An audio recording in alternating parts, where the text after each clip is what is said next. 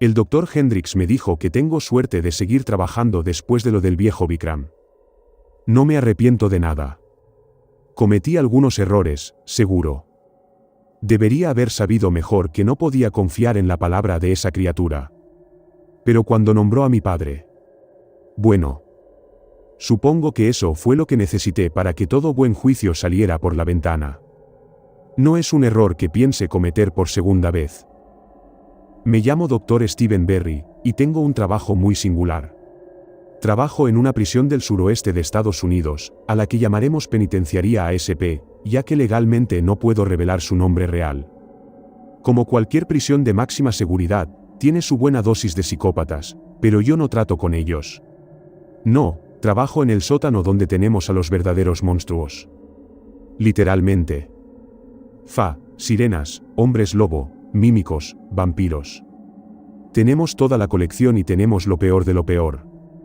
Hay un cierto grado de peligro inherente a cualquiera de estas criaturas, pero las de ASP son las que no podemos permitir que existan en el mundo.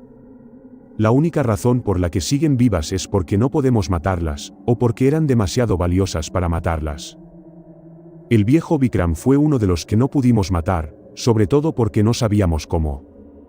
Espero que la poca información que conseguí de él sea suficiente para cambiar eso, pero como dije antes, cometí un error de juicio. Solo por eso, dudo que tenga la oportunidad de continuar mi trabajo con él pronto. Lo intenté, por supuesto.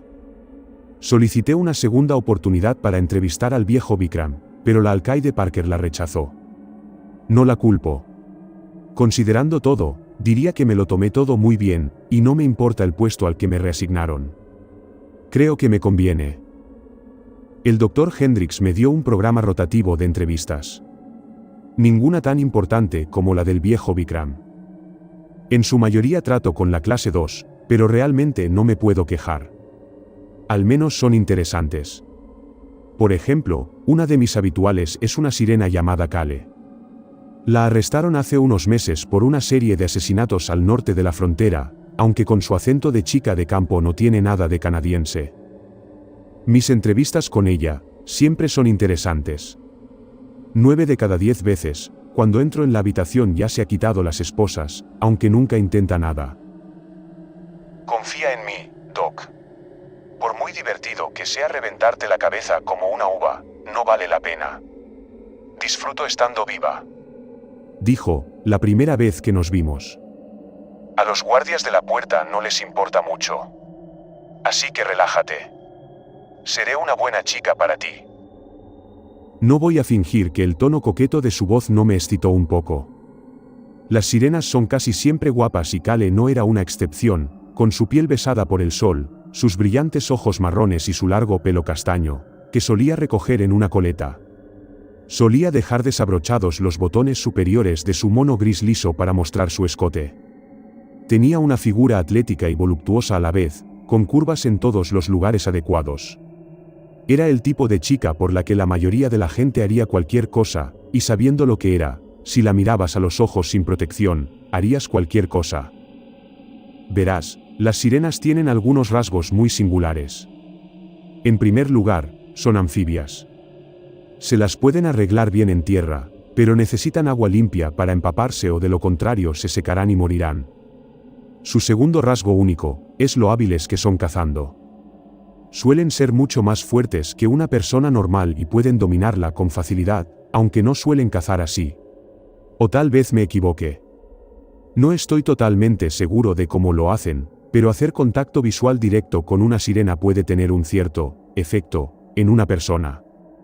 Solo una mirada pasajera, y literalmente harás casi cualquier cosa que digan. No es exactamente infalible. Algunas personas pueden resistirlo, otras se desmoronan como el papel. Siempre varía dependiendo de lo fuerte que sea la persona, versa sobre lo fuerte que es la sirena, y que yo sepa su pequeña habilidad no funciona con todo el mundo. Por ejemplo, los vampiros, los médiums y la mayoría de los Fa son inmunes a ella. Por regla general, cada vez que alguien de nuestro personal interactuaba con una sirena, había un visor particular que debíamos llevar. No puedo decirte con qué la trataban exactamente, pero se trataba de anular el efecto hipnótico de mirarlas a los ojos. Todo el mundo tenía que llevarlos, independientemente de si eran susceptibles o no. Como medida de seguridad. ¿Y la tercera particularidad de las sirenas? Son hemovoras, lo que significa que necesitan sangre fresca en su dieta para sobrevivir. 9 de cada 10 veces, termina siendo sangre humana. Escuché una teoría una vez. Kale me había dicho una vez. Fue durante una de nuestras entrevistas rutinarias, y ella estaba evitando mis preguntas como de costumbre. Usted sabe sobre el Valle Misterioso, ¿verdad, Doc? Soy consciente de ello. Yo había dicho, ¿por qué? Alguien me dijo una vez que los humanos son los únicos que lo sienten. ¿Sabes que algunos animales intentan follarse cosas que parecen animales, pero que no lo son? Eso no suele pasar con los humanos. Normalmente. ¿Y cuál es tu punto? Bueno, según la teoría que he oído, en algún momento los humanos aprendieron a temer a las cosas que se parecían a ellos, pero que no eran ellos, y ese miedo era lo suficientemente válido como para que se transmitiera de generación en generación. Pero, por supuesto, eso suscita una pregunta muy importante, ¿no? ¿De qué tenían tanto miedo? ¿Tu teoría tiene alguna sugerencia en cuanto a lo que era esa cosa?, pregunté. No. Pero creo que sí. Se inclinó hacia mí, sonriendo de oreja a oreja como el gato que se comió al canario. Creo que fuimos nosotros. Monstruos.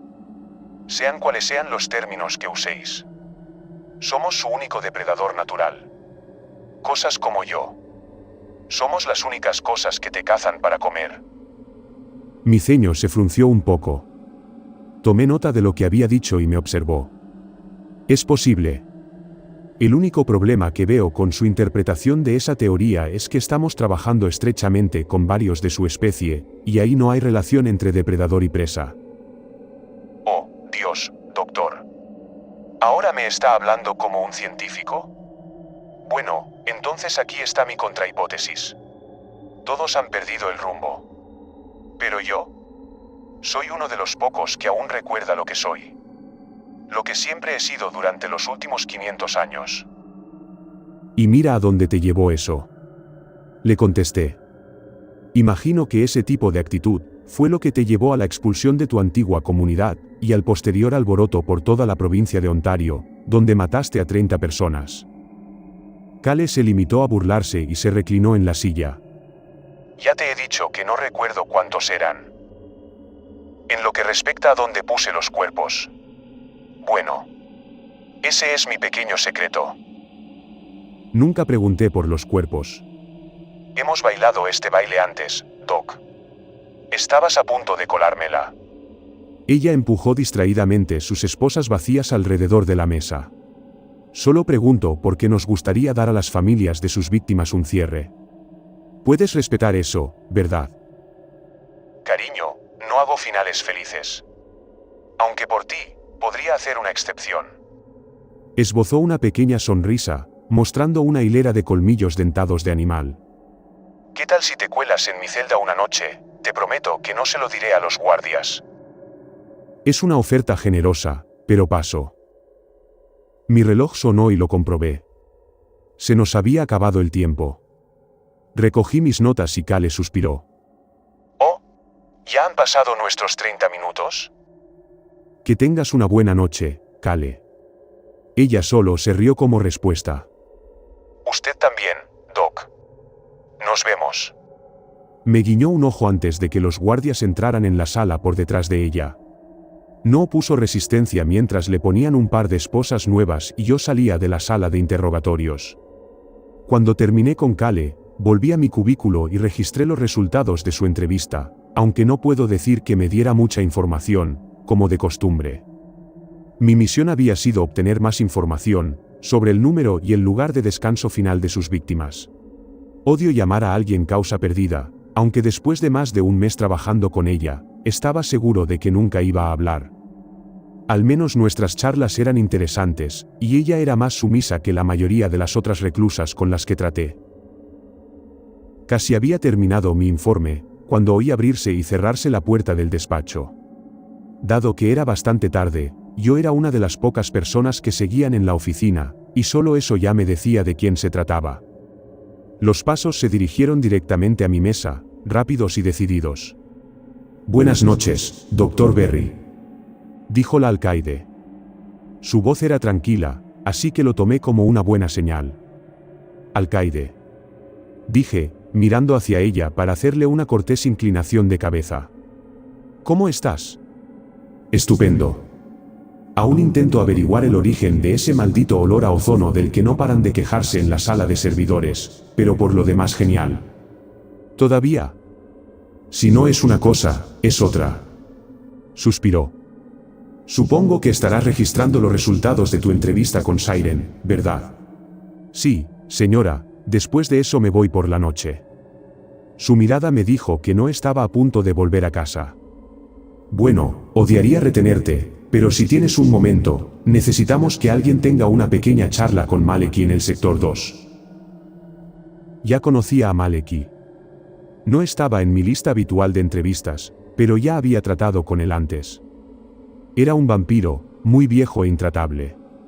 Por lo que sabíamos, estaba vivo al menos desde la época del emperador Nerón, y podría haber sido mucho mayor. No solía conversar, así que no podíamos estar seguros. «¿Qué tipo de charla?», pregunté. «Uno de los guardias le pilló ayer leyendo algo en su celda. Esto». Sacó algo de su bolsillo y lo puso sobre mi mesa. Al mirarlo, parecía un trozo de papel higiénico arrugado. Algo había sido garabateado suavemente con bolígrafo, pero no pude entenderlo. No reconocí el idioma. «¿Encontraste esto en la celda de Maleki?», pregunté, frunciendo el ceño. «Esto y algunos otros. Me parece que ha hecho un amigo. Hemos estado revisando varias celdas, mientras los ocupantes estaban sometidos o fuera. Vulcan, Kale, Leigh, Darren. La lista continúa. Si ha sido alguno de ellos, no han sido tan tontos como para quedarse con las pruebas. Aunque tampoco me imagino a ninguno de ellos lo bastante listo como para llevar a cabo esto». Volví a mirar el contenido de la nota, antes de negar con la cabeza. ¿Alguna idea de cómo lo lograron? «Si lo supiera, ya estarías de camino a casa».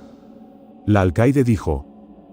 «He mandado a Maleki a la habitación 205. Espero que puedas sacarle algo».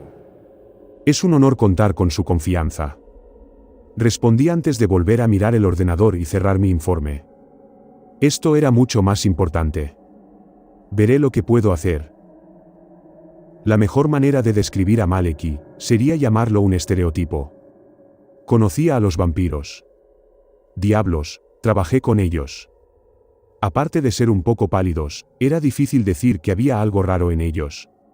Siempre eran pequeñas cosas, como el ocasional atisbo de un colmillo, o verlos dar vueltas alrededor del microondas de la sangre en el comedor, porque a la mayoría no les gustaba beberla fría. Según uno de mis compañeros, el microondas no mejoraba el sabor. Maleki, en cambio, parecía el conde Orlok. Era pálido, calvo, y parecía más un duende escuálido que un hombre. Uno al lado del otro, no podría decir inmediatamente la diferencia entre él y algunos de los ghouls que manteníamos con fines de investigación. A diferencia de Kale, no se le permitió sentarse cómodamente en una silla en la sala de entrevistas. No, a Maleki lo trajeron en silla de ruedas al estilo de Hannibal Lecter, atado a una carretilla con una máscara en la boca. Los de seguridad también le habrían puesto una camisa de fuerza si no fuera capaz de zafarse de ella, así que tuvieron que bastar unas esposas reforzadas. Estaba instalado en el extremo más alejado de la sala de entrevistas, con el pecho desnudo subiendo y bajando mientras sus ojos hundidos y brillantes observaban la puerta como si tuviera toda la intención de abalanzarse sobre mí en cuanto la atravesara. 2 guardias de seguridad le flanqueaban, cada uno armado con una escopeta. Los vampiros son un poco más fáciles de matar de lo que sugieren la mayoría de las leyendas. Claro, una estaca en el corazón o la decapitación hará el truco. Pero también lo hará un disparo de escopeta a corta distancia. Especialmente si apuntas a la cabeza o al pecho. La alcaide entró conmigo en la sala de observación, cruzándose de brazos al ver a aquella desdichada bestia. Pude ver la clara expresión de disgusto en su rostro. «¿Cuánto tiempo crees que necesitarás?», preguntó. Empezaré con 15 minutos, y veremos cómo va. Respondí. Respiré hondo antes de avanzar hacia la puerta. Sentí que la alcaide me observaba, cuando pasé y entré en la habitación iluminada con Maleki. En cuanto me vio, su respiración se hizo más agitada. Detrás de su máscara, pude ver sus labios agrietados curvándose en una sonrisa maníaca. Hola, doctor. ¿Tan tarde esta noche? Su voz era áspera y lo más desagradable que podía ser. Parecía más un drogadicto drogado que un vampiro. Tomé asiento ante el escritorio y coloqué el portapapeles delante de mí. Buenas noches, Maleki. Tienes buen aspecto. Bueno, él dice que tengo buen aspecto. Se burló. Me encierras en este infierno. Me matas de hambre durante décadas y luego me dices que tengo buen aspecto. Curioso. Es tu culpa que estés aquí, Maleki. ¿Y durante cuánto tiempo más? ¿Una década? ¿Un siglo? ¿O pretende esa puta intrigante mantenerme encerrado aquí para siempre, alimentándome con sangre contaminada hasta que finalmente muera? ¿Quieres saber cómo me siento? Enfermo del estómago. Con más dolor que nunca, y luego, por supuesto, decidió traerme aquí para acosarme por última vez. Sus ojos brillantes se desviaron hacia el espejo retrovisor que había detrás de mí. Me está observando, ¿verdad? Está escondida detrás del cristal, como siempre. Sorbiendo sangre fresca, sin duda. Burlándose de mi dolor. Regodeándose en su supuesta victoria. Hola, Elizabeth. ¿A qué sabe? Vale, centrémonos, vamos. Haz pasar a la puta. Que me haga sus preguntas cara a cara. Hice una pausa, eligiendo cuidadosamente mis palabras. La alcaide Parker está preocupada en este momento. Estás tratando conmigo, Maleki. Ahora, ¿por qué no vamos al asunto que nos ocupa? Los mensajes que encontramos en tu celda. Maleki escupió sobre el escritorio. Ve a buscar a la puta, entonces. Hablaré con ella. Con nadie más. Y justo así, recordé por qué no me gustaba tratar con este tipo. Tengo un mensaje especial para Elizabeth Parker. De William Carrington en persona. Agradecería la oportunidad de entregárselo antes de que aparezca para arrancarle su bonita cabeza de los hombros. ¿Es William Carrington el que te envió esos mensajes? Le pregunté. Difícilmente.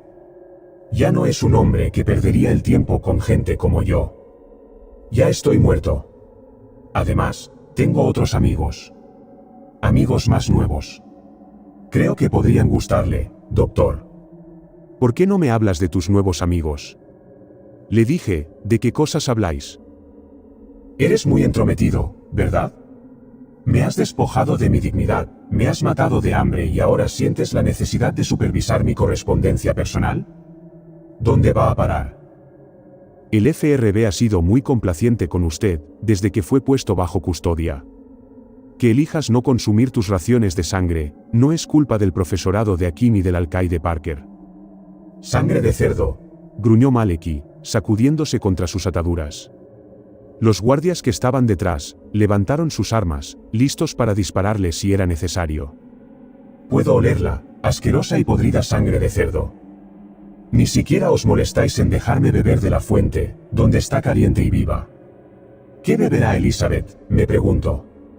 La misma bazofia, o se pasea por ahí fuera, llevándose presas a casa para alimentarse en privado. Los hábitos alimenticios del alcaide Parker no son lo que estamos discutiendo aquí. No es así. ¿Le has preguntado alguna vez si le gustaría hincarte el diente? Apuesto a que está luchando contra el impulso de tomar un bocado, cada vez que ve a uno de ustedes caminar por su acogedora oficina. Casi podía sentir la rabia del alcaide cada vez más fuerte detrás del espejo bidireccional. Tenía la sensación de que Maleki también podía. Si lo que buscas es sangre humana, quizá podamos hacer un trato. Le dije, ¿qué tal si nos das un poco más de información sobre tu nuevo amigo, y luego pondremos sangre sobre la mesa? ¿Se ofrece, doctor? ¿Aquí mismo? Había un tono burlón en su tono que no me gustó. A menos que sea fresca de la fuente, es inútil para mí. Dame un cerdo vivo antes de darme sangre fría y muerta. Me enferma. Me está matando. Sabes que no podemos hacer eso, Maleki. Entonces no tienes nada que ofrecerme. A menos que... Se interrumpió, como si estuviera pensando. Tal vez haya una cosa. ¿Y qué podría ser?, pregunté. Viajé a París en el siglo XIX, ya sabes. Tal vez en el 1850. Mi compañera de viaje de entonces se ligó a la prostituta más espléndida.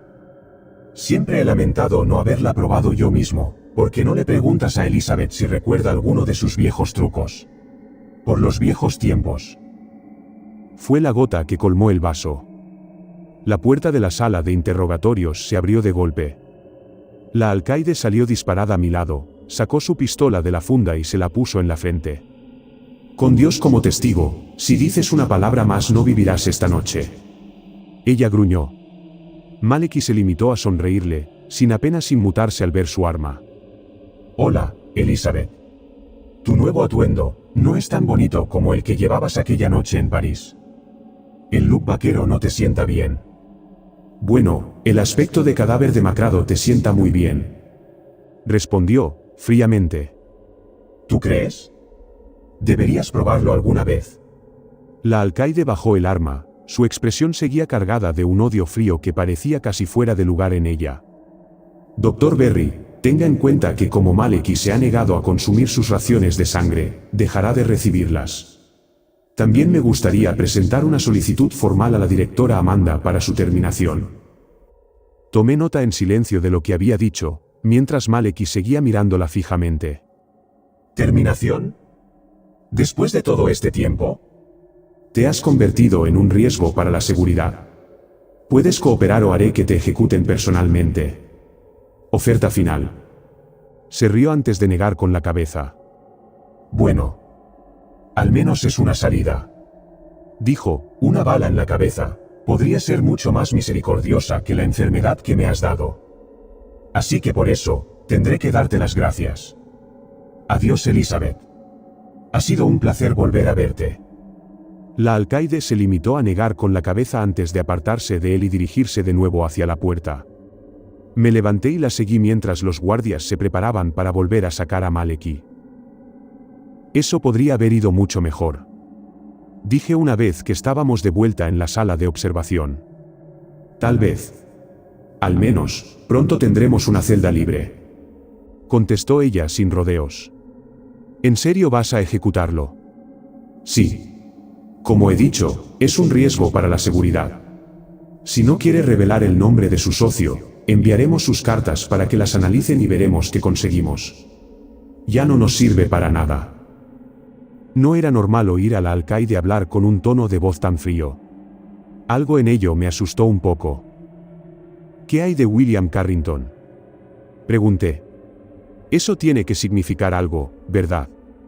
Es una burla. Nada más. Carrington ya no es un factor. Murió en 1946. Yo misma me encargué de eso. Arrugué la frente. ¿Por qué lo mencionaría Maleki, entonces? La alcaide se quedó callada. Pude ver cómo se debatía entre contarme o no los detalles. Carrington era un influyente vampiro. Era poderoso, ambicioso y muy viejo. Imagino que fue él quien engendró a Maleki y finalmente fue él quien me engendró a mí también. Así que él es el que te hizo. Exactamente. Como dije, hace tiempo que murió. Yo estuve allí. Lo vi arder y los otros vampiros que estaban conmigo ese día, siguen vivos y bien. Carrington nunca sobrevivió. Nunca regresó por venganza. No importa lo que diga Maleki, no es más que un montón de cenizas olvidadas esparcidas por el viento. Eso es todo lo que necesitas saber. Creo que lo único que aprendimos de esa entrevista fue que Maleki decía lo que fuera para conseguir una reacción. Incluso eso de que sus raciones le ponen enfermo. Ella se burló con disgusto, solo un vano intento de obtener compasión. Matarlo es lo mejor. Permanecí en silencio un momento, antes de asentir finalmente. Quizá tuviera razón. Nunca me ha gustado la idea de matar a nada ni a nadie, pero en el caso de Maleki, probablemente había que hacer una excepción. La puerta de la sala de observación se abrió de golpe, e irrumpió uno de los guardias que habían estado con Maleki. Alcaide. Ha habido un problema. Levantó la cabeza en un instante. ¿Qué? ¿Qué pasa? El prisionero, señora. Acaba de empezar, vamos, es más fácil si se lo muestro. Se metió de nuevo en la sala de interrogatorios, y salió por la puerta que daba a las celdas. La alcaide y yo les seguimos de cerca.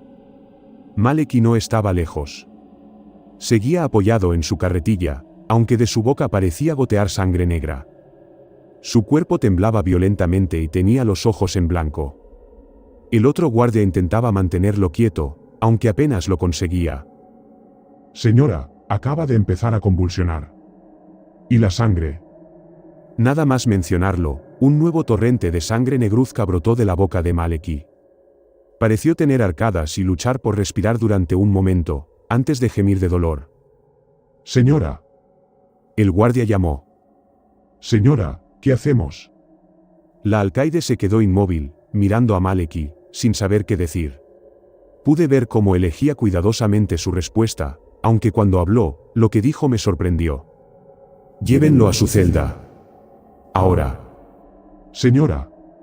Preguntó el guardia, claramente confuso. He dicho ahora. Alcaide, está vomitando sangre y convulsionando. Dije. Tenemos que enviarlo al médico. ¿Médico? ¿Para él? Él no se pone enfermo. Está fingiendo. Si estaba fingiendo, lo estaba haciendo muy bien. Su respiración parecía pesada y agitada. Su cuerpo se retorcía sobre sí mismo mientras vomitaba, derramando más sangre negra por el suelo. Estaba seguro de haber visto miedo en sus ojos. Esto no parece falso. Uno de los guardias dijo: Alcaide, vamos. La vi dudar. Permaneció inmóvil, tratando de analizar sus opciones lo más rápidamente posible antes de sacudir la cabeza y maldecir en voz baja. Maldita sea. Vale. Llévenlo al médico. Y mantén una maldita arma sobre él todo el tiempo. No hizo falta decírselo 2 veces a los guardias. A su orden arrastraron inmediatamente a Maleki por el pasillo, hacia el ala médica. Les seguía al trote, observando cómo su estado parecía empeorar. Se le caía la baba por la comisura de los labios. Su cuerpo se sacudía violentamente contra las ataduras. Jadeaba. Yo no era exactamente un especialista médico, pero nada de eso me sonaba bien. El ala médica de ASP se utiliza más para el personal que para los presos. Pero no era inaudito que algunas emergencias fueran tratadas allí. Dado lo avanzado de la hora, cuando ingresamos a Maleki solo había un equipo reducido, pero actuaron con rapidez. Le trasladaron a una de las habitaciones reservadas a los reclusos. Una celda especializada y reforzada que los mantiene separados del resto de los pacientes. Los guardias le siguieron dentro, al igual que yo. A través de la ventana de la celda, vi al alcaide observándonos. Su expresión era difícil de leer. Sospecha, confusión y más que un poco de preocupación. Dudo que esto último fuera por Maleki. Dejé que algunas enfermeras y guardias se ocuparan de él. Esto era más su campo de todos modos. En lugar de eso, fui a ver cómo estaba. Esto no tiene ningún sentido, dijo en voz baja. Los vampiros no suelen enfermar. Por lo general. Le pregunté. No contestó. Mira, no quiero hacer de abogado del diablo, pero quizás estaba diciendo la verdad sobre sentirse enfermo, antes. No sé. Es posible, ¿verdad? Se limitó a negar con la cabeza. Voy a llamar al Dr. Burr. Que le eche un vistazo a esto, que se asegure de que no es nada infeccioso. Dijo en voz baja. Manténlo vigilado. Sí. Por supuesto. Dije, antes de que el alcaide se fuera. Maleki se movía de forma extraña. Pero sus tics agónicos y el goteo ocasional de sangre de su boca, parecían cualquier cosa menos maliciosos. Vi que su cabeza se inclinaba hacia un lado como si le faltara energía y que un trozo de carne ensangrentada caía de su boca. Tardé un momento en darme cuenta de que probablemente era la lengua. Maldije en voz baja y me dirigí a la puerta de la celda, la desbloqueé y entré. ¿Puedo hacer algo para ayudar?, pregunté. Yo diría que por ahora lo tenemos controlado.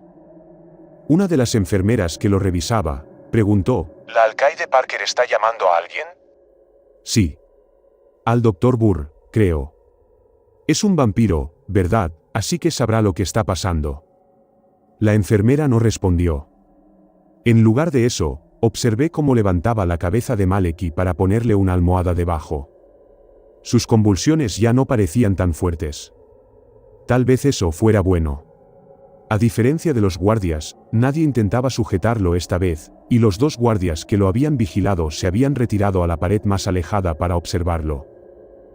¿Había visto esto antes?, le pregunté a la enfermera. No en un vampiro, no. Esperaremos al Dr. Burr. A ver qué dice. Levantó la vista para hablar con la otra enfermera de la sala. Aunque lo que fuera a decir, nunca tuvo la oportunidad. La mano sin esposas de Maleki se levantó y agarró a la otra enfermera por el cuello. De un violento y repentino empujón, la lanzó hacia los dos guardias que lo escoltaban, golpeándolos y haciéndolos caer al suelo. Retrocedí un paso y vi cómo Maleki desgarraba las correas que lo mantenían sujeto a la camilla. Se rompían como si estuvieran hechas de regaliz. Tenía la boca manchada de sangre negruzca, pero una sonrisa maníaca había cruzado sus labios mientras se incorporaba. La enfermera retrocedió, pero él, a la velocidad del rayo, la agarró por la camisa y la acercó a él. Con la otra mano, se quitó la máscara de la cara y abrió la boca. Pude ver unos colmillos afilados que aguardaban a la pobre chica, y ella no pudo hacer otra cosa que gritar mientras él le desgarraba la garganta, dejando escapar un gemido de satisfacción cuando la sangre de ella le llenó la boca. Tropecé hacia atrás, chocando contra la puerta de la celda e intentando abrirla a ciegas. Pero en mi pánico no pude encontrar el botón. Mis ojos seguían fijos en Maleki, y su repentina y milagrosa recuperación.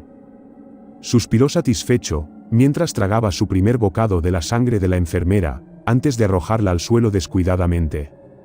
Su cuerpo se retorcía y luchaba por llevarse una mano a la garganta para intentar detener la hemorragia. Detrás de él, los guardias luchaban por ponerse en pie. Uno de ellos agarró su escopeta, y trató desesperadamente de apuntar, solo para que Maleki se abalanzara sobre él y se la arrancara de las manos. La arrojó a un lado como si fuera un juguete infantil, antes de pisar con un pie desnudo la garganta del segundo guardia. Todavía con su horrible sonrisa manchada de sangre, Maleki agarró al primer guardia por la cabeza y le obligó a ponerse en pie. Apoyó las palmas de las manos a ambos lados del cráneo, antes de empezar a presionar, y mientras lo hacía, pude oír cómo el guardia empezaba a gritar. Nunca antes había visto morir a alguien. Y ni una sola vez pensé que vería morir a alguien de forma tan horrible. Nunca olvidaré cómo se contorsionó su cara cuando le aplastó el cráneo con sus propias manos, antes de arrojar el cadáver a un lado como si nada. El guardia intentó escapar.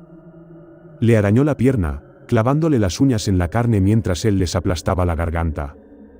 Sin embargo, Maleki apenas parecía reparar en ellos. Siguió presionando hasta que el cuello se rompió. Su atención se centró en la enfermera que había arrojado contra los guardias. Por fin. Me pareció oírle decir, aunque sin lengua, sus palabras sonaban confusas y húmedas.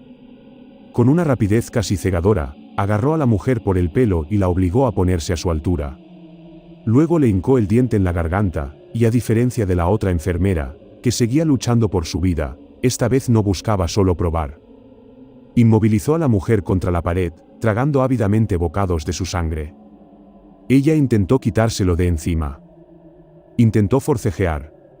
Pero pude ver cómo sus movimientos se debilitaban rápidamente y en menos de un minuto o dos, su cuerpo quedó inerte. Maleki dejó caer el cadáver y se crujió el cuello. Observó los 3 cadáveres que había dejado en la habitación, antes de mirar entre la enfermera herida y yo. Sabía que le resultaría fácil decidir a quién atacar a continuación. Vi una escopeta desechada en el suelo. Sabía que no tenía ninguna posibilidad de alcanzarla antes de que me alcanzara. Pero, dadas las circunstancias, habría preferido morir luchando a morir gritando. Me moví. Y él también. Se abalanzó sobre mí, antes incluso de que me acercara a la escopeta, haciendo gala de una fuerza increíble que no parecía encajar con su forma marchita. Podía oler la sangre cobriza en su aliento, mientras su esquelético rostro se cernía a escasos centímetros del mío. Una mano me echó la cabeza hacia atrás cuando se lanzó a matar, y sinceramente, estaba seguro de que iba a ser así. Así era como iba a morir, destrozado por un vampiro que había fingido un ataque. Una forma lamentable de morir. Entonces oí los disparos. Maleki dio una sacudida hacia atrás, dejándome caer. Levanté la vista y vi al alcaide de pie en la puerta, con la pistola desenfundada y apuntándole. Volvió a disparar y le atravesó el pecho con otra bala. No sé qué calibre estaba usando, pero le hizo un agujero de 1000 demonios. Inmediatamente me aparté del camino, corriendo hacia la enfermera que sangraba e intentando ayudarla a mantener la presión sobre la herida. Parecía lo único sensato que podía hacer en aquel momento. Pude oír cómo el arma del alcaide se disparaba una y otra vez. Mirando hacia atrás, vi cómo Maleki se desplomaba contra la pared más alejada de la celda, dejando un rastro de sangre oscura embadurnado contra ella. Su respiración se había vuelto pesada de nuevo, pero esta vez no había ninguna condición médica que fingir. Esta vez, estaba seguro de que podía oírle reír. La alcaide lo miró con desprecio, antes de dispararle las 2 últimas balas en el cráneo. Lo atravesaron, desgarrándolo y dejando solo pedazos donde había estado. No fue una decapitación, pero podría haberlo sido. El interrogatorio me llevó casi toda la noche. Llegué a casa después de medianoche. No hace falta decir que me tomé un día libre en el trabajo. Supongo que a estas alturas, ya deberías saber que no hay que fiarse ni un pelo de lo que te diga algo encerrado en el sótano de ASP. Por muy convincente que sea. Pero imagino, que hasta el mejor de nosotros tiene sus deslices. Al menos solo murieron 3 personas, no 5. Es un pequeño consuelo, pero lo tomaré. El cadáver de Maleki fue quemado según el protocolo, y eso fue más o menos el final de eso. Bueno. Casi el final de eso. Hay una cosa que no tiene sentido para mí. Maleki estuvo esposado desde que salió de su celda hasta que entró en la celda del ala médica. No creo que nadie sepa cómo salió. Bueno. Nadie excepto yo.